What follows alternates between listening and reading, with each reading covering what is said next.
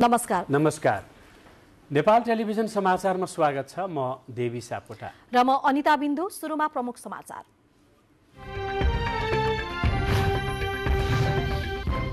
काठमाडौँमा 7 जनालाई हैजा रोग लागेको पुष्टि। हैजा फैलन सक्ने भन्दै त्यसतर्फ सचेत हुन स्वास्थ्यकर्मीको आग्रह। पानी उमालेर पिउन सल्लाह। 5 वर्षदेखि 22 वर्ष मुनिका बालबालिकालाई कोरोना विरुद्धको खोप दिन सुरु। 2 चरणमा गरी 39 लाख बालबालिकालाई खोप दिइँदै। पेट्रोलियम पदार्थको मूल्य वृद्धि फिर्ता लिन सांसदहरूको माग। नागरिकता विधेयक छिटो ल्याउन सरकार समक्ष सांसदहरूको आग्रह। विश्व स्वास्थ्य संगठनद्वारा मंकीपक्स विश्वव्यापी स्वास्थ्य प्रकोप बनेको भन्दै जनस्वास्थ्य आपतकाल घोषणा। उच्च सतर्कता अपनाउने लगायत उपायबारे छलफलको तयारी। र एसीसी महिला टी20 च्याम्पियनशिपको उपाधि नजिक पुग्न नेपालले भोलि यूएईको सामना गर्दै। यूएईलाई रोक्नु नेपाललाई प्रमुख चुनौती।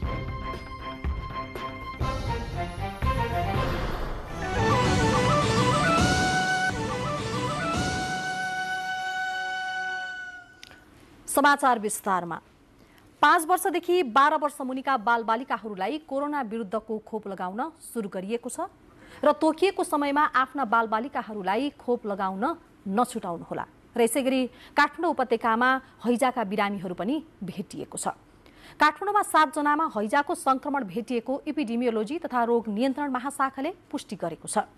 हैजा फैलन सक्ने भन्दै त्यसतर्फ सचेत हुन र पानी उमालेर मात्रै पिउन तथा बासी र सडे गलेका खाना नखान महाशाखाले सबैमा अनुरोध पनि गरेको छ।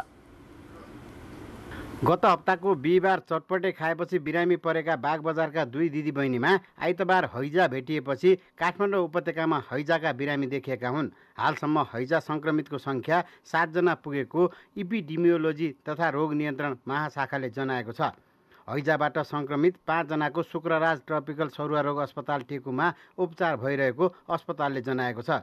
टेकु अस्पतालकी निर्देशक डाक्टर मनिषा रावलले उच्च मृत्युदर रहेको हैजाबाट जोगिनका लागि खानपानमा ध्यान दिनुपर्ने, पानी उमालेर मात्र खानुपर्ने र व्यक्तिगत सरसफाइमा विशेष ध्यान दिनुपर्ने सुझाव दिनुभयो। हामीले सकेसम्म चाहिँ उमालेको पानी खाने, बासी खानेकुरा नखाने र सबभन्दा महत्त्वपूर्ण कुरा ह्यान्ड हाइजिन भन्छ नि, खाना अगाडि र चाहिँ शौचालय गएर आइसकेपछि चाहिँ नि हामीले साबुन पानीले मिची हात धुउँ।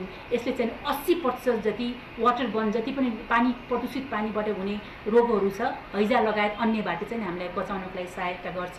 हैजा झाडापाखाला जस्तै हुने भए पनि लगातार चौलानी जस्तो पातालो दिशा भएमा र मांसपेशी दुखेमा तत्काल जाँच गर्नुपर्ने सुझाव निर्देशक रावलको रहेको छ। यस वर्ष काठमाडौँको बागबजारमा पहिलो पटक हैजा देखिएपछि हाल कपन, बालजुको बोहराटार, बल्खु, सानेपा र दिल्ली बजार क्षेत्रका मानिसमा पनि हैजा पुष्टि भइसकेको छ। वास कार्यक्रमको लागि जनचेतना भयो। दोस्रो भनेको केसको सर्भिलेन्स। अब एउटा केस देखिएपछि अन्य केसहरू पनि छन् कि छैनन् त्यो इलाकामा केसको सर्भिलेन्स हुन्छ। प्राइमरी केस, इन्डेक्स केस देखेपछि त्यसपछि अरू सेकेन्डरी केसहरू देखिन्छ कि। अनि तेस्रो भनेको यो फुड एन्ड वाटर सर्भिलेन्स र यो तीनटै काममा हामी अगाडि बढिसकेका छौँ। वर्षाको समयमा हैजा, झाडापखाला लगायतका पानीजन्य रोगको संक्रमण देखिने भएकाले विशेष गरेर खानपानमा ध्यान दिनुपर्ने चिकित्सकहरूको सुझाव छ। खाना खानु अघि र खाना खाइसकेपछि पनि साबुन पानीले हात धुन चिकित्सकहरूले सल्लाह दिएका छन्। जारको पानी र धाराको पानी पनि उमालेर मात्र खानुपर्ने चिकित्सकले बताएका छन्। खुला बजार र बाटोमा रहेका खानेकुरा आफूले पनि नखाने र अरूलाई पनि नखान प्रेरित गर्नुपर्ने पनि चिकित्सकहरूको सुझाव छ। क्यामेरामा अशोक बस्नेतका साथ केशवराज विष्ट, नेपाल टेलिभिजन।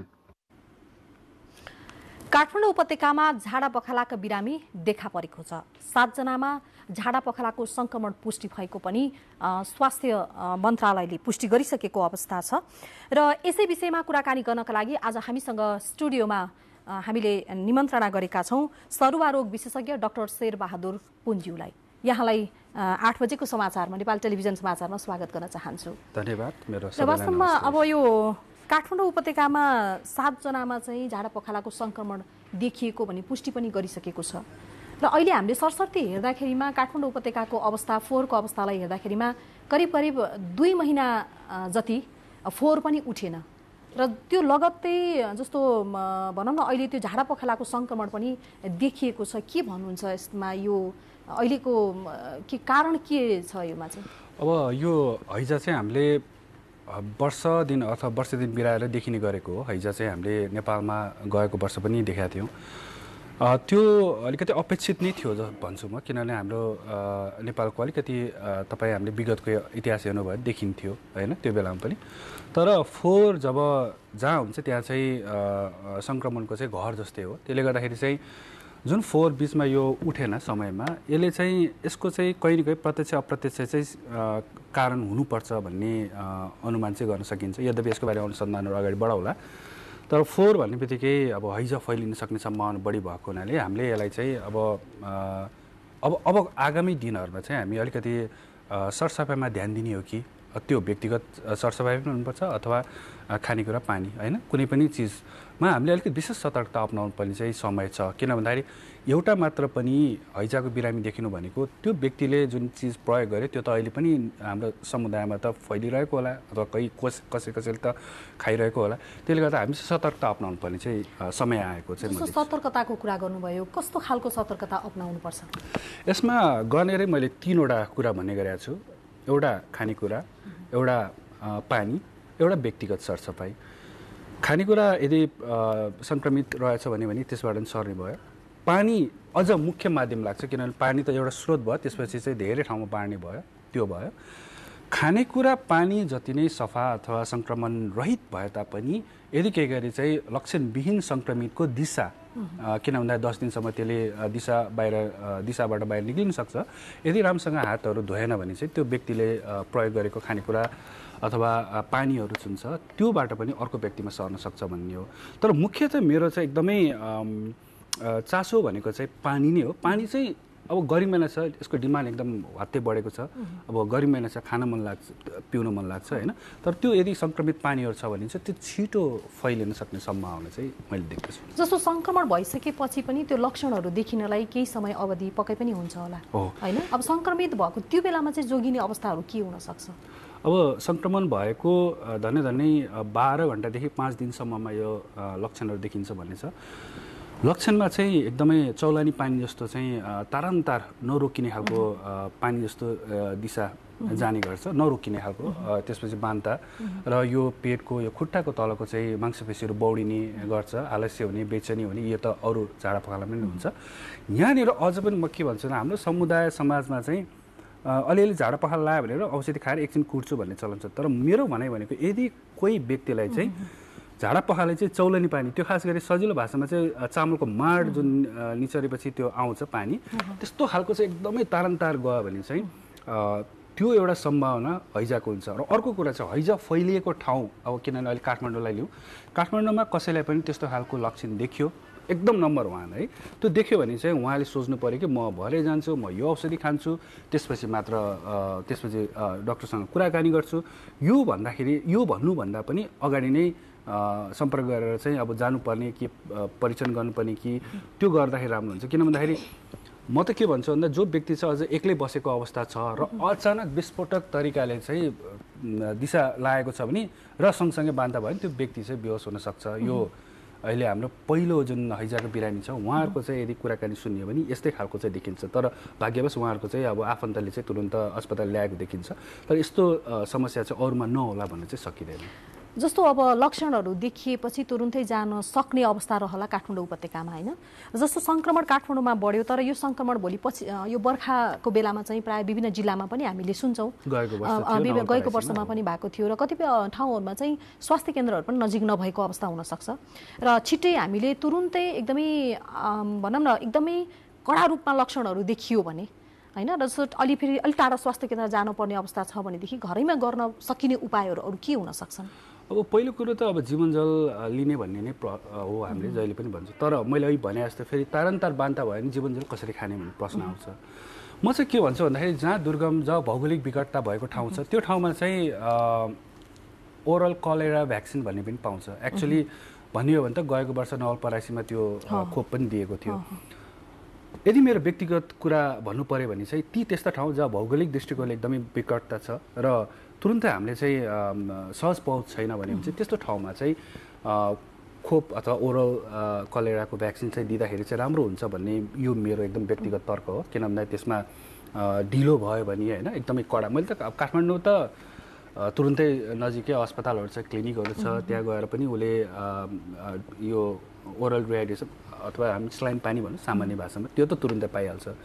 तर वाट एभर अदर होइन प्लेस जस्तो काठमाडौँभन्दा बाहिर कसैले हैजा नलग्ला भने के ग्यारेन्टी छ होइन, हामी त्यसको लागि सतर्क रहनु पऱ्यो। अहिले चाहिँ बाहिरबाट हेर्दाखेरि चाहिँ होइन काठमाडौँ मात्र भन्नु सायद उपयुक्त नहोला, जुन बेलामा नवलपरासी भएको थियो हामी सबै सतर्क रहेकै थियो त्यो बेलामा। तसर्थ मैले भन्नुपर्दाखेरि चाहिँ त्यस्तो अवस्थामा चाहिँ हामीले हैजा विरुद्धको भ्याक्सिनको पनि हामीले सोच्न सक्छौँ कि त्यो बारेमा। जस्तो अब एकदम अन्त्यमा चाहिँ अब एउटा व्यक्तिगत सरसफाइका कुराहरू भयो, खानेकुराहरू पनि पानी उमालेर खाने भन्ने खालका कुराहरू त छँदैछन् र अब अहिले हैजा फैलिसकेको अवस्था भनौँ न देखा परिसकेको अवस्थामा चाहिँ सरकारको तर्फबाट अथवा नागरिकको तर्फबाट के कस्तो खालकोहरू पहलहरू अब हामीले चाल्नुपर्छ एकदम छोटकरीमा? सान्दर्भिक प्रश्न, किन भन्दाखेरि अहिले हैजा फैलिसकेको अवस्था छ।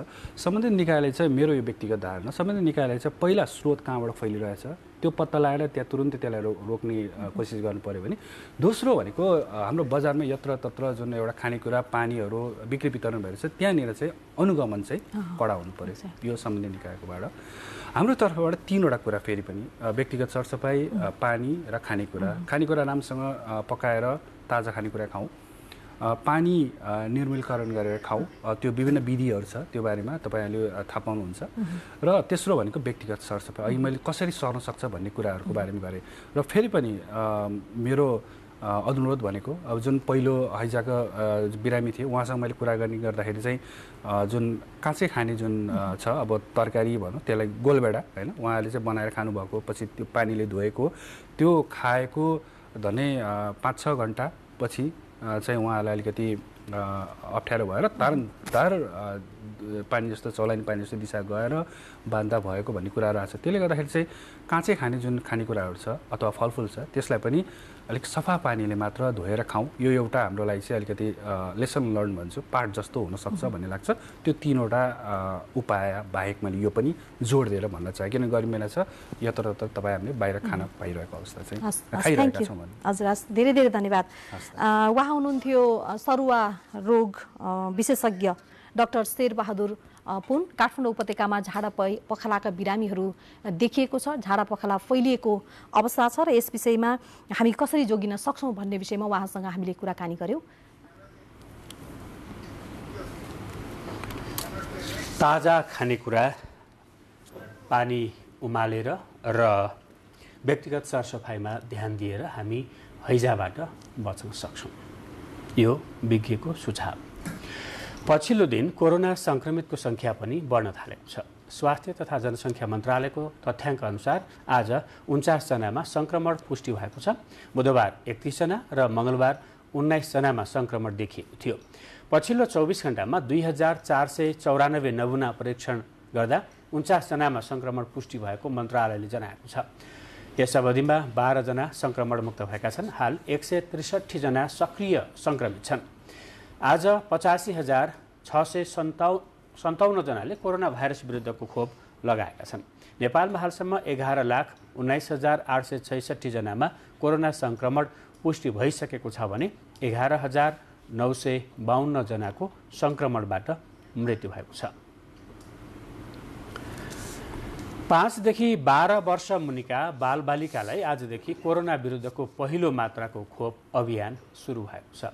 पहिलो चरणमा 27 जिल्लामा आगामी असार 15 गतेसम्म र दोस्रो चरणमा 50 वटा जिल्लामा भदौ 5 देखि 11 गतेसम्म खोप अभियान सञ्चालन हुनेछ।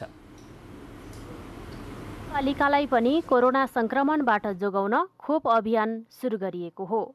भक्तपुरको सानोठिमे स्थित आदर्श माध्यमिक विद्यालयबाट 5 वर्ष पुगेका र 12 वर्षभन्दा मुनिका बालबालिकालाई कोरोना विरुद्धको फाइजर बायोएन्टेक खोप लगाएर अभियान सुरु गरिएको हो। नेपाल स्थित अमेरिकी सहयोग नियोग USAID की मिशन प्रमुख CP डिह कि भ्यानस्याट लगायत चिकित्सकहरूको उपस्थितिमा बालबालिकालाई खोप लगाउने अभियान सुरु गरिएको थियो। खोप यही असार 5 गते अमेरिकाको सहयोगमा कोभ्याक्स मार्फत करिब 22 लाख मात्रा आएको थियो। 0.2 ml का दरले 2 पटक लगाउनु पर्ने यो खोपको प्रभावकारिता 91% रहेको चिकित्सकहरूको भनाइ छ। खोप लगाइसकेपछि कसैलाई वाकवाकी लाग्ने, बान्ता आउने, सुई लगाएको ठाउँमा रातो हुने लक्षण देखिने पनि चिकित्सकहरूले बताएका छन्। This is in addition to the over 2.2 million adult Pfizer vaccines and the 1.5 million of the single-dose Johnson & Johnson that was brought here last year.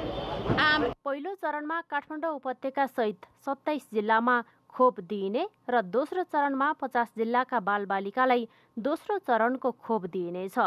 दोस्रो मात्राको खोप भने भदौ 27 देखि असोज 1 गतेसम्म दिने स्वास्थ्य तथा जनसङ्ख्या मन्त्रालयको तयारी छ। पहिलो चरणमा प्रदेश नम्बर 1 को झापा, इलाम, मोरङ र सुनसरी, त्यसैगरी मध्य प्रदेशमा सप्तरी, धनुषा, पर्सा, सिराहा र महोत्तरी जिल्लामा खोप लगाइएको हो। बागमती प्रदेशको काठमाडौँ, ललितपुर, भक्तपुर, काभ्रेपलाञ्चोक, चितवन, सिन्धुली र मकवानपुरमा खोप दिइएको छ भने गण्डकी प्रदेशको कास्की, नवलपरासी पूर्वमा खोप अभियान सुरु भएको छ। त्यसैगरी कर्णाली प्रदेशको सुर्खेत र सुदूरपश्चिम प्रदेशमा कैलाली, कञ्चनपुर र डडेलधुरामा बिहिबारबाट खोप दिएको हो। नेपाल खास गरी काठमाडौँ उपत्यका जहाँ अन्तर्राष्ट्रिय विमानस्थल पनि छ, यतिखेर 3वटा समस्याबाट यो सतर्क हुनुपर्ने अवस्थामा छ। जस्तो हैजा पछिल्लोचोटि देखिएको छ 7 जनामा र कोरोना भाइरस त छँदैछ र सँगसँगै विश्वव्यापी रूपमा फैलिएको मंकी पक्स, यसबाट पनि बच्नुपर्ने अवस्था हामीसँग छ। प्रसङ्ग स्वास्थ्यकै स्वास्थ्य बीमा बोर्डले सेवा प्रदायक संस्थाहरूलाई नियमित रूपमा सेवा प्रवाह गर्न अनुरोध गरेको छ। प्रेस विज्ञप्ति जारी गर्दै बोर्डले स्वास्थ्य संस्थाले बीमितको उपचार गरे बापतको दाबी भुक्तानी यथाशीघ्र गर्ने कार्यमा रहेको जानकारी दिएको छ। स्वास्थ्य बीमा कोषमा व्यवस्थापन तथा सञ्चालन कार्यविधि 2078 अनुसार स्वास्थ्य बीमा कोष स्थापना भई बोर्डमा प्राप्त सम्पूर्ण रकम उक्त कोषमा मौजदात रहने व्यवस्था छ, विज्ञप्तिमा भनिएको छ। परीक्षण भएका दाबी रकमलाई भुक्तानी यथाशीघ्र गर्ने कार्यमा बोर्ड लागि परेको विज्ञप्तिमा उल्लेख छ। बोर्डले समयमा नै भुक्तानी नदिएका कारण अहिले ठूला सरकारी तथा निजी अस्पतालले सेवा बन्द गर्ने चेतावनी दिन थालेका छन्। तर सेवा प्रदायक स्वास्थ्य संस्थाहरूले आर्थिक वर्ष अन्त्यमा भुक्तानी नहुने भन्नेमा आशंका नगर्न बोर्डले अनुरोध गरेको छ। समाचारको क्रम जारी छ, केही बेर विश्राम। विश्रामपछि बाँकी समाचार। प्रतिनिधि सभाको आजको बैठकमा सांसदहरूले पेट्रोलियम पदार्थको मूल्य वृद्धि फिर्ता लिन माग गर्नु भएको छ। शून्य समयमा बोल्नुहुँदै सांसद समिना हुसेन र लक्ष्मी कुमारी चौधरीले पेट्रोलियम पदार्थको मूल्य वृद्धिले श्रमिक र निम्न आय भएका वर्गहरूको चुलो नबल्ने अवस्था सृजना भएको भन्दै पेट्रोलियम पदार्थको मूल्य तत्काल घटाउन माग गर्नुभयो। आजको बैठकको शून्य समयमा सांसदहरूले नागरिकता विधेयक तत्काल ल्याउनुपर्ने, अवरुद्ध सडक मार्गहरूको निर्माण प्रक्रिया चाँडो थाल्नुपर्ने माग गर्नुभएको छ। एक हातमा विवाद दर्ता र अर्को हातमा नागरिकताको प्रमाणपत्रको प्रावधान हुने कि नहुने विवाद सुरु भएपछि अघिल्लो सरकारले ल्याएको नागरिकता विधेयक अघि बढ्न सकेन। 2075 साउन 22 गते प्रतिनिधि सभामा दर्ता भएको यो विधेयक वैवाहिक अङ्गीकृत नागरिकताको प्रावधानले दलहरू विभाजित भए, जसले गर्दा राज्य व्यवस्था समितिले विवाह गरेको 7 वर्षपछि मात्रै वैवाहिक अङ्गीकृत नागरिकता पाउने व्यवस्था बहुमतले पारित गरेको थियो। 4 वर्षदेखि प्रतिनिधि सभामा अड्किएको नागरिकता विधेयक चालु अधिवेशनबाट पारित गर्ने सरकारको तयारी छ। नागरिकता विहीन भइराखेको अवस्था छ, यसलाई अन्त गर्नका निमित्त अग्रसरता लिनका निमित्त आज निर्णय भएको छ। सत्ता गठबन्धनको बुधबार बसेको बैठकले नागरिकता विधेयक अघि बढाउने निर्णय गरेको छ। सरकार गठबन्धन दलहरूले विधेयकलाई अघि बढाउने भने पनि वैवाहिक अङ्गीकृत नागरिकता सम्बन्धी व्यवस्थामा सत्तारूढ गठबन्धनमा आबद्ध दलहरूबीच नै एकमत छैन। प्रतिनिधि सभामा पेश गरिएको प्रतिवेदनमा काङ्ग्रेस विगतमा आफैले राखेको वैवाहिक अङ्गीकृत नागरिकतामा 7 वर्षे प्रावधान आफ्नो फरक मत हटाएर नागरिकता विधेयक पास गर्न चाहन्छ। 2063 सालको ऐनको व्यवस्था अनुसार नै बिहे हुने बित्तिकै अङ्गीकृत नागरिकता दिनुपर्ने अडान नै अन्तिम र स्पष्ट रहेको बताउँदै आएको छ।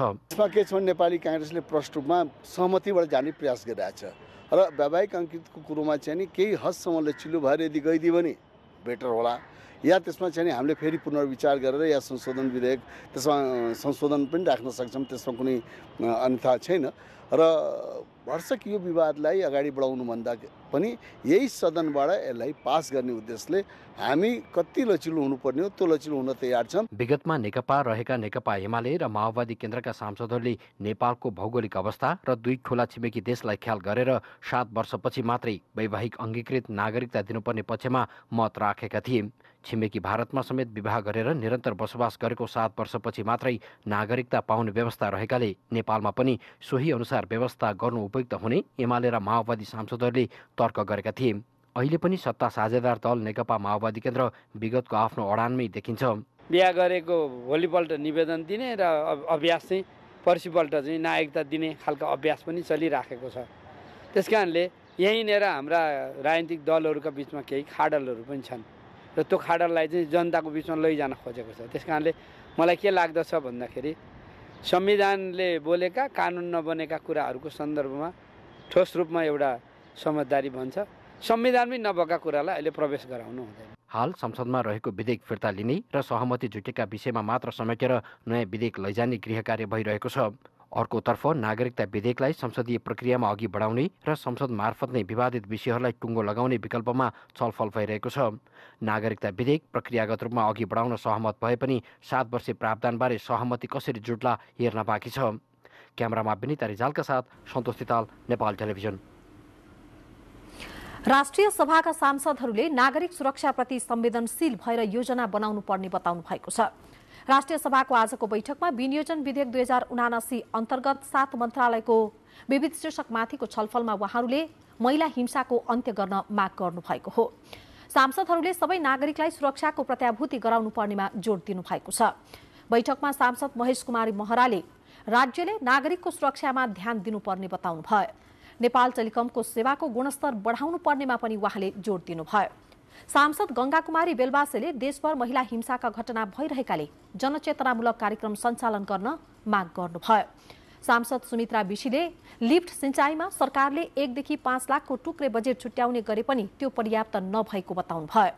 त्यस्तै सांसद जितेन्द्र नारायण देवले आर्थिक आवश्यकताका आधारमा बजेट बनाउनु पर्नेमा जोड दिनुभयो। आजको बैठकमा विनियोजन विधेयक 2079 अन्तर्गत भूमि व्यवस्था, सहकारी तथा गरिबी निवारण, अर्थ संघीय मामिला तथा सामान्य प्रशासन, ऊर्जा जलस्रोत तथा सिंचाई, संचार तथा सूचना प्रविधि, गृह, रक्षा मन्त्रालय तथा राष्ट्रिय योजना आयोग, प्रधानमन्त्री तथा मन्त्री परिषदको कार्यालय, राष्ट्रपति एवं उपराष्ट्रपतिको कार्यालयका विभिन्न शीर्षकमा छलफल भएको छ। मन्त्रालयगत शीर्षकमाथिको छलफलमा उठेका प्रश्नका सम्बन्धमा राष्ट्रिय सभामा यही असार 12 र 13 गते विषयगत मन्त्रीहरूले जवाफ दिने अध्यक्ष गणेश प्रसाद तिमल सिन्हाले बैठकमा जानकारी गराउनु भएको थियो। राष्ट्रपति विद्यादेवी भण्डारीले पुस्तकालयको स्तर वृद्धि तथा विस्तार गर्न नयाँ प्रविधिको प्रयोगबाट पाठकहरूसम्म पहुँच पुर्याउन सम्बन्धित निकायहरूले थप कार्य गरिनुपर्ने खाँचो रहेको बताउनु भएको छ। नेपाल पुस्तकालय संघको नेतृत्वमा रहेको लाइब्रेरियन तथा पुस्तकालय क्षेत्रसँग सम्बन्धित विज्ञहरूसँगको भेटघाटको अवसरमा राष्ट्रपति भण्डारीले पुस्तकालय तथा संग्रहालयलाई आर्थिक उपार्जन नहुने क्षेत्रको रूपमा हेर्ने र यस क्षेत्रको यथोचित विकासका लागि सरकार एवं जनस्तरमा समेत थप पहल हुन जरुरी रहेको उल्लेख गर्नुभयो। व्यक्ति र समाजको चेतना अभिवृद्धि गर्न प्रत्यक्ष भूमिका खेल्ने पुस्तकालयलाई आर्थिक मूल्यसँग तुलना गर्नु उपयुक्त नहुने राष्ट्रपति भण्डारीको भनाइ थियो। पुस्तकालयहरू सूचना र ज्ञानको केन्द्र समेत भएकाले प्रदेश र स्थानीय स्तरमा समेत पुस्तकालयहरू स्थापना गर्ने, भएका पुस्तकालयहरूको संरक्षण गर्ने तथा पठन संस्कृतिको प्रवर्धन गर्नेतर्फ अग्रसर रहन म तपाईहरू सबैको ध्यान आकृष्ट गर्न चाहन्छु। पुस्तकालयहरू सूचना र ज्ञानको केन्द्र समेत भएकाले प्रदेश र स्थानीय स्तरमा समेत पुस्तकालयहरू स्थापना गर्ने, भएका पुस्तकालयहरूको संरक्षण गर्ने तथा पठन संस्कृतिको प्रवर्धन गर्नेतर्फ अग्रसर रहन राष्ट्रपति भण्डारीले सरकारवाला सबैलाई आग्रह गर्नुभएको छ। नेकपा माओवादी केन्द्रका अध्यक्ष पुष्पकमल दाहाल प्रचण्डले आगामी संघ र प्रदेशको निर्वाचनका लागि तयारीमा जुट्न कार्यकर्ताहरूलाई निर्देशन दिनुभएको छ। पार्टी जिल्ला समन्वय समिति ललितपुरले आयोजना गरेको सम्मान तथा प्रशिक्षण कार्यक्रममा अध्यक्ष दाहालले स्थानीय तहको निर्वाचनमा राम्रो परिणाम हासिल गरेको भए पनि केही ठाउँमा देखिएको कमी कमजोरीलाई सच्याउँदै आगामी दिनमा थप सफलता हासिल गर्नेतर्फ लाग्नुपर्ने बताउनुभयो। गठबन्धनबाट स्थानीय तहको निर्वाचनमा भए गरेका काम र उपलब्धिलाई मूल्याङ्कन गरेर आगामी दिनमा अझ बढी सजग र एकजुट भएर संघ प्रदेशको निर्वाचनमा लाग्न समेत कार्यकर्ताहरूलाई निर्देशन दिनुभएको छ। कमिटीलाई सुदृढ र विस्तार गर्ने कुरालाई प्राथमिकता दिनुहोस्। आफ्नै जनसङ्गठनहरूलाई सुदृढ र विस्तार गर्ने कुरा, सदस्यता अलि व्यापक रूपले बाँड्ने कुरालाई प्राथमिकता दिनुहोस्। अनि निर्वाचन जित्नको लागि लोकप्रिय उम्मेदवार को हुन सक्छ, टिकट कसले पाउने भन्ने कुरा भन्दा पनि विजय हुन सक्ने उम्मेदवार को हो भन्ने कुरा मुख्य हुँदो रहेछ। कार्यक्रममा स्थानीय तहको निर्वाचनमा नेकपा माओवादी केन्द्रबाट विजयी जनप्रतिनिधिहरूलाई सम्मान गर्नुका साथै पार्टी प्रवेशीहरूलाई स्वागत गरिएको थियो। नेकपा एकीकृत समाजवादीले मन्त्री फेर्ने निर्णय छिट्टै कार्यान्वयन हुने जनाएको छ। काठमाडौँमा बसेको सो पार्टीको सचिवालय बैठकपछि प्रवक्ता जगन्नाथ खतेौडाले मन्त्री फेर्ने निर्णय कार्यान्वयन छिट्टै हुने बताउनुभयो। प्रवक्ता खतेौडाले पार्टी निर्णय नै अन्तिम निर्णय हुने भएकोले एकीकृत समाजवादीमा मन्त्री हेरफेर हुन लागेको जानकारी दिनुभयो। खतेौडाले मन्त्रीहरूले पार्टीको निर्णय मान्नका लागि कुनै एक व्यक्तिको शर्तले असर नपर्ने बताउनुभयो। हाम्रो भद्र सहमति के थियो भने एकपटक हुने मन्त्रीले कम्तीमा 6 महिना बसेर आफ्नो काम देखाउनुहोस्, तलमाथि अलिकता हुन सक्छ, त्यस पछाडि परिवर्तन गर्नुपर्छ भन्ने जेन्टलम्यान एग्रिमेन्ट पहिले नै थियो। अहिले 8-9 महिना बित्न आँट्यो, यसैले विदा गर्नुपर्ने परिस्थिति आइलाग्यो। उहाँहरूलाई विदा गरेका छौँ। यसले गर्दा विद्रोहको यहाँ कुनै गुन्जाइस छैन, कसैले गर्छु भने पनि छैन।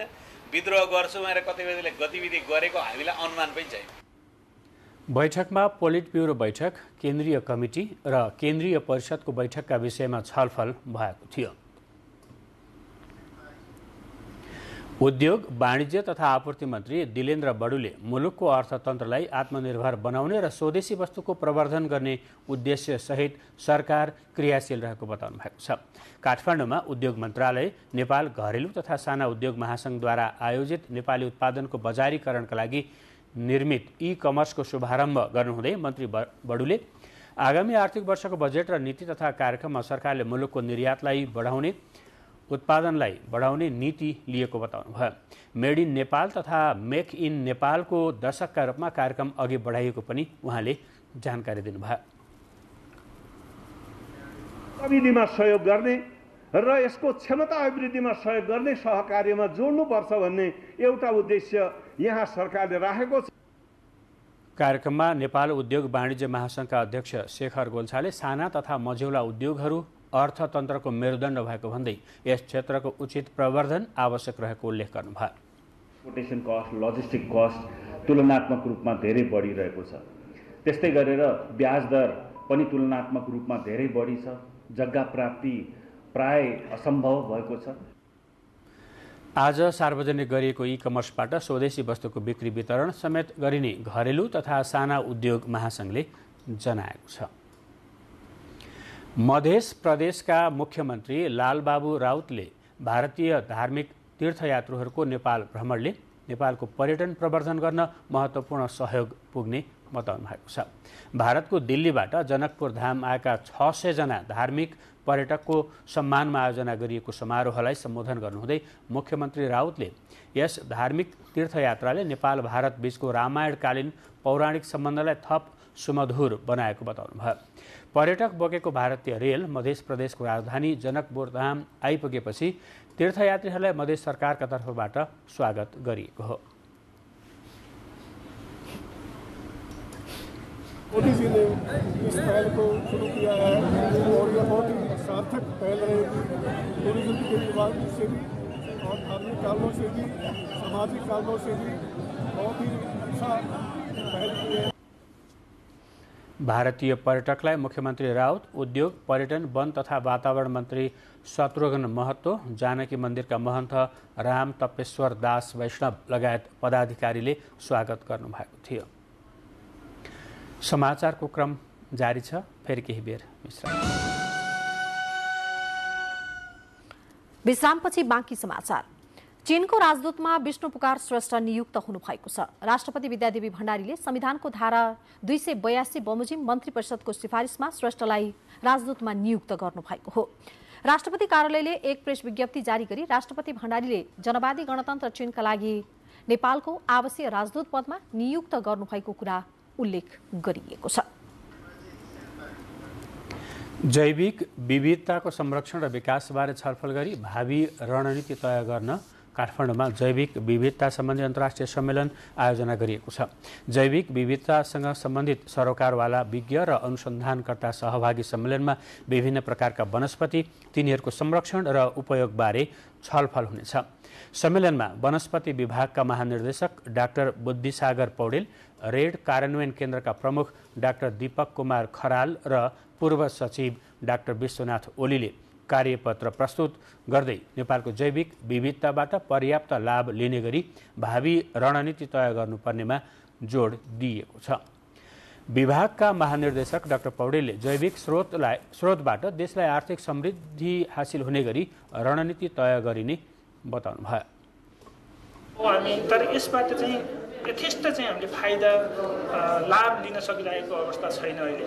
त्यसले गर्दाखेरि अब हाम्रो चाहिँ फ्युचर स्ट्राटेजी चाहिँ यसमा चाहिँ अलिकति अनुसन्धानमा अलिकति चाहिँ ध्यान दिएर हामीले चाहिँ यो जैविक विविधता, जैविक स्रोतहरूबाट चाहिँ हजुरको चाहिँ देशलाई आर्थिक समृद्धितर्फ पनि डोर्याउन सकिन्छ भनेर त्यो विषयमा चाहिँ हाम्रो एउटा रणनीतिक चाहिँ एउटा भविष्य निर्माण गर्नलाई चाहिँ हामीले चाहिँ सहयोग पुग्छ भन्ने हिसाबले यो आयोजना गरिएको छ। सम्मेलनमा नेपालका हिमाल, पहाड र तराईमा पाइने विभिन्न प्रकारका वनस्पति एवं जडीबुटीको सही पहिचान गरी यिनीहरूको संरक्षण र सम्वर्धनका लागि आवश्यक पहल गर्न र छिमेकी मुलुकमा भएका जडीबुटीको समेत आवश्यक जानकारी हासिल गरी यसबाट नेपालले आवश्यक लाभ लिने बारे विज्ञहरूबीच अनुभव आदान प्रदान हुनेछ। बुलेटिनको बीचमा प्रमुख समाचार फेरि एकपटक।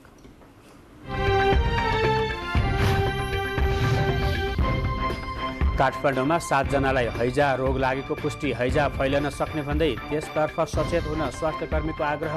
पानी उमालेर पिउन सल्लाह। 5 देखि 12 वर्ष मुनिका बालबालिकालाई कोरोना विरुद्धको खोप दिन सुरु। 2 चरणमा गरी 39 लाख बालबालिकालाई खोप दिइँदै। पेट्रोलियम पदार्थको मूल्य वृद्धि फिर्ता लिन सांसदहरूको माग। नागरिकता विधेयक छिट्टो ल्याउन सरकार समक्ष सांसदहरूको आग्रह। विश्व स्वास्थ्य संगठनद्वारा मंकी पक्स विश्वव्यापी स्वास्थ्य प्रकोप बनेको भन्दै जनस्वास्थ्य आपतकाल घोषणा, उच्च सतर्कता अपनाउने लगायत उपायबारे छलफलको तयारी। र एसीसी महिला T20 च्याम्पियनसिपको उपाधि नजिक पुग्न नेपालले भोलि युएईको सामना गर्दै युएईलाई रोक्नु नेपाललाई प्रमुख चुनौती हो।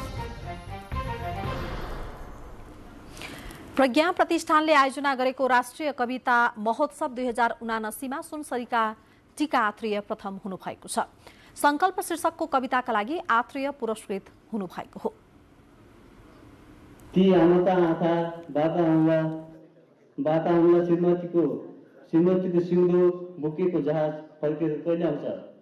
यता दिन गन्दा गन्दै अङ्क सकेका छन्, बाटो हेर्दा हेर्दै ज्योति सकेका छन्, सिरानी छन्दा छन्दै दिन सकिएका छन्। हुम्लाका नरेन्द्र बुढाथोकीले परदेशिएका युवाहरूको वेदना समेटिएको हवाई जहाज कविता वाचन गरिरहँदा प्रज्ञा प्रतिष्ठानको हलमा पटक पटक सन्नाटा छायो। कवि बुढाथोकीका कविताका हरेक हरफले विदेशमा रहेका 39 लाखभन्दा बढी नेपाली युवाहरूको प्रतिनिधित्व गरेको थियो। कवितामा युवाहरूले विदेशमा भोग्ने पीडा र चित्कार मात्र थिएन, उनीहरूलाई नेपालमा पर्खेर दिन बिताउने उनका आफन्तहरूको वेदना पनि उनको कवितामा झल्किन्थ्यो। हवाई जहाज कविता वाचन भइरहँदा त्यहाँका हरेक पंक्तिले श्रोता दीर्घमा रहेका अघिल्ला पुस्ताका स्रष्टाहरूलाई समेत पटक पटक स्तब्ध बनाएको थियो। इच्छा शून्य स्वभाव हो, नयाँको करुणाले फेर्छन् तेज पूर्जा स्वदेशको। त्यसै गरी इलामका नुरज भट्टराई नदीको देश र युवा कविताले युवा शक्तिको पलायनले देशको समृद्धिमा पारेको असरका बारेमा वर्णन गरेको थियो। युवा शक्तिलाई एकीकृत परिचालन गर्न सके मात्र सबै खाले परिवर्तन गर्न सक्ने सन्देश दिएको थियो देश र युवा कविताले। नरेन्द्र बुढाथोकी र नुरज भट्टराईको कविता त प्रतिनिधि कविता मात्र हो। कविता प्रतियोगितामा देश विदेशबाट आएका 30 जनाले कविता वाचन गर्नुभएको थियो। प्रतियोगितामा आएका 588 कविता मध्येबाट 30 कविता अन्तिम छनौटमा परेका हुन्। सुक्नै दिन म फूल बाग वनमा आँखा भरेरै पनि मेरो गौरव देश प्रेम रसिलो बोकेर झण्डा पनि। आमा अभावको चक्र विवन पनि फुलैरहन्छन् अदरमा वैभवको लाली गुराँस। सन्तानको सुखलाई सिरानी हालेर सन्तोषको एक फाँकी निन्द्रा झकाउन पाए पुग्छ आमालाई। बिहिबार प्रतिष्ठानको 65औं वार्षिकोत्सवमा प्रधानमन्त्री शेरबहादुर देउवाले नेपालमा रहेका सबै भाषा तथा संस्कृतिको रक्षाको दायित्व सरकारको भएको बताउनुभयो। मुलुकको भाषा साहित्य र सांस्कृतिक संरक्षण प्रबन्धन क्षेत्रमा प्रतिष्ठानलाई अघि बढाउने नयाँ सोच र कार्यक्रमलाई कार्यान्वयनमा उतार्न सरकारको तर्फबाट आवश्यक उपलब्ध गराउने कुरा म यहाँलाई विश्वास दिलाउन चाहन्छु। कार्यक्रममा संस्कृति पर्यटन तथा नागरिक उड्डयन मन्त्री प्रेम आलेले नेपाली साहित्य र स्रष्टाको सम्मानमा प्रतिष्ठानले पुर्याएको योगदानको चर्चा गर्नुभयो। नेपाली वृहत शब्दकोशको मोबाइल एप निर्माण भएपछि विश्वभरका नेपाली भाषा प्रयोक्ताहरूलाई सजिलो भएको छ। नेपाल प्रज्ञा प्रतिष्ठानले हरेक वर्ष वार्षिकोत्सवका अवसरमा राष्ट्रिय कविता महोत्सव आयोजना गर्ने गरेको छ। क्यामेरामा अनुप घिमिरेका साथ सलुजा दाहाल, काठमाडौँ। मेरा साथीहरू, मान्छेलाई मारेर कसले युद्ध जितेको छ सधैँका लागि। हेर हामीले हराएका छौँ धेरै भित्री मनका कुराहरू। सद्भावको अभावमा अशान्त छौँ। आज अशान्त मनले कसरी नाच्छ विभोर भई। अब अन्तर्राष्ट्रिय प्रसङ्ग। विश्व स्वास्थ्य सङ्गठनले मंकी पक्स विश्वव्यापी स्वास्थ्य प्रकोप बनेको भन्दै जनस्वास्थ्य आपतकाल घोषणा गरेको छ।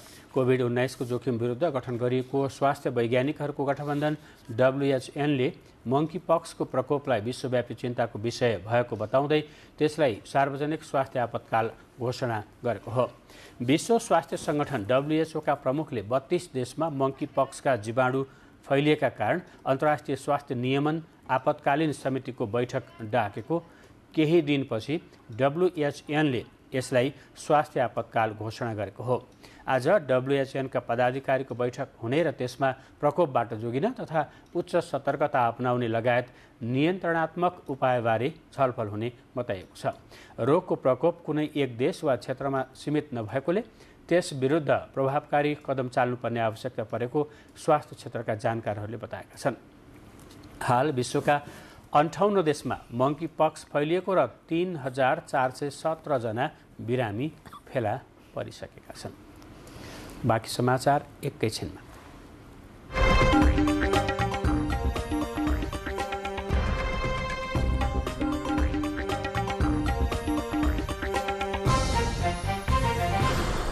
अब आर्थिक समाचार।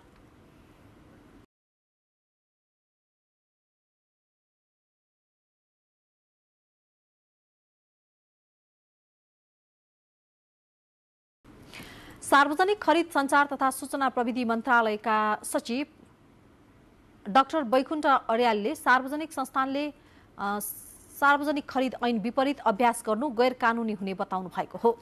बिहिबार मन्त्रालयले आफ्ना मातहतका सबै निकायका कर्मचारीलाई सार्वजनिक खरिद क्षमता विकास सम्बन्धी दिएको तालिम समापनमा सार्वजनिक खरिद सम्बन्धी कार्यविधि प्रक्रिया तथा निर्णयलाई पारदर्शी बनाउन जोड दिनुभयो। संस्थाहरूले पाएको बजेटको परिधिमा रहेर त्यसको खर्चबाट अधिकतम लाभ लिने व्यवस्था गर्न पनि निर्देशन दिनुभएको छ। पैसा सँगसँगै त हेर्ने पनि त स्रोत चाहियो। त्यो स्रोत हेर्नको लागि चाहिँ उसँग 3वटा कुरोको लिङ्केज हुनुपर्छ। एउटा रेभेन्यू, किन सबभन्दा पहिलो कुरो त राजस्वबाट भनेको थिएँ मैले अघि। दोस्रो फरेन एडमा पनि ऋण र अनुदान गर्नुपर्छ। तेस्रो ऋण। तालिममा सञ्चार तथा सूचना प्रविधि मन्त्रालय अन्तर्गतका मातहतका Nepal television, radio Nepal, press council लगायतका 20वटा निकायहरूका कर्मचारीहरू सहभागी भएका थिए।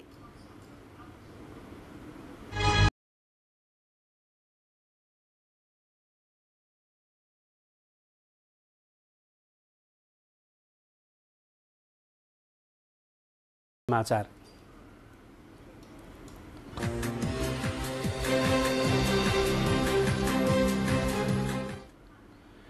एसीसी महिला T20 च्याम्पियनसिपको उपाधि नजिक पुग्न नेपालले सेमिफाइनलमा भोलि बलियो टोली संयुक्त अरब इमिरेट्स UAE को सामना गर्दैछ। खेल मलेसियाको राजधानी क्वालालम्पुर स्थित किनरारा ओभलमा हुने खेल नेपाल समयअनुसार 12:30 बजे सुरु हुनेछ। रोबिना क्षेत्रको कप्तानीमा रहेको नेपाल UAE लाई पराजित गर्दै फाइनल पुग्ने लक्ष्यमा हुनेछ। नेपाल समूह B मा 4 खेलबाट 6 अङ्क जोड्दै उपविजेताका रूपमा सेमिफाइनलमा स्थान बनाएको थियो। प्रतियोगितामा अपराजित यात्रा कायम राख्दै सेमिफाइनल पुगेको UAE लाई रोक्नु नेपाललाई चुनौती हुनेछ। यसअघि नेपालले समूह चरणमा भुटान, कुवेत र बहराइनलाई हराउँदा हङकङसँग पराजित भएको थियो। यस्तै भोलि नै दोस्रो सेमिफाइनलमा हङकङ र मलेसिया खेल्नेछन्। फाइनल पुग्ने 2 टोली एसिया कपमा छनौट हुनेछन्। च्याम्पियनसिपको फाइनल शनिबार हुनेछ। पौडीकी गौरीका सिंह र ब्याडमिन्टनका प्रिन्स दाहालले NOC अवार्ड प्राप्त गरेका छन्। नेपाल ओलम्पिक कमिटीले अन्तर्राष्ट्रिय ओलम्पिक दिवसको अवसरमा उत्कृष्ट महिलातर्फ गौरीका र उत्कृष्ट पुरुषतर्फ प्रिन्सलाई सो अवार्ड प्रदान गरेको हो। त्यस्तै उत्कृष्ट प्रशिक्षक अवार्ड पुरुषतर्फ दीपक मगर र महिलातर्फ सङ्गीना वैद्यले प्राप्त गरेका छन्। उत्कृष्ट सङ्घको अवार्ड नेपाल तेक्वान्दो सङ्घले प्राप्त गरेको छ। सोही कार्यक्रममा 4 जना खेलकुद पत्रकारलाई पनि NOC अवार्ड प्रदान गरिएको थियो। अन्तर्राष्ट्रिय ओलम्पिक दिवसको अवसरमा NOC ले अवार्ड प्रदान गरेको हो। खेलकुद अब मौसम सम्बन्धी जानकारी। प्रदेश नम्बर 1 मधेस, बागमती र गण्डकी प्रदेशमा आज राति सामान्यदेखि पूर्ण बदली रही बाँकी भूभागहरूमा आंशिकदेखि सामान्य बदली रहने तथा केही स्थानहरूमा मेघगर्जनसहित हल्कादेखि मध्यम वर्षाको सम्भावना रहनुका साथै प्रदेश 1 का 1 वा 2 स्थानहरूमा भारी वर्षाको सम्भावना रहेको मौसम पूर्व अनुमान महाशाखाले जनाएको छ।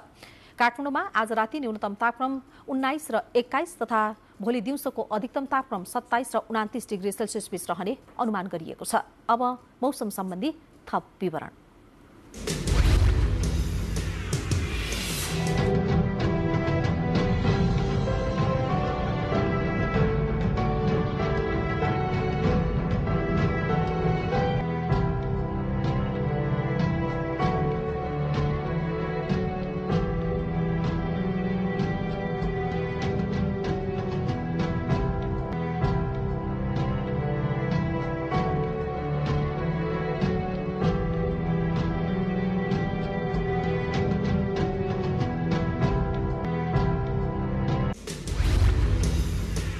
समाचार बुलेटिनको अन्त्यमा प्रमुख समाचार फेरि एकपटक। काठमाडौँमा 7 जनालाई हैजा रोग लागेको पुष्टि, हैजा फैलन सक्ने भन्दै त्यसतर्फ सचेत हुन स्वास्थ्यकर्मीको आग्रह, पानी उमालेर पिउन सल्लाह। 5 देखि 12 वर्ष मुनिका बालबालिकालाई कोरोना विरुद्धको खोप दिन सुरु, 2 चरणमा गरी 39 लाख बालबालिकालाई खोप दिइँदै। पेट्रोलियम पदार्थको मूल्य वृद्धि फिर्ता लिन सांसदहरूको माग, नागरिकता विधेयक छिट्टो ल्याउन सरकार समक्ष सांसदहरूको आग्रह। विश्व स्वास्थ्य संगठनद्वारा मंकीपक्स विश्वव्यापी स्वास्थ्य प्रकोप बनेको भन्दै जनस्वास्थ्य आपतकाल घोषणा, उच्च सतर्कता अपनाउने लगायत उपायबारे छलफलको तयारी। र एसीसी महिला T20 च्याम्पियनसिपको उपाधि नजिक पुग्न नेपालले भोलि UAE को सामना गर्दै UAE लाई रोक्नु नेपाललाई प्रमुख चुनौती हुने। हवस् त यसका साथै यो समाचार बुलेटिन यही सकिन्छ। तपाईँ नेपाल टेलिभिजन हेर्दै गर्नुहोला। नमस्कार।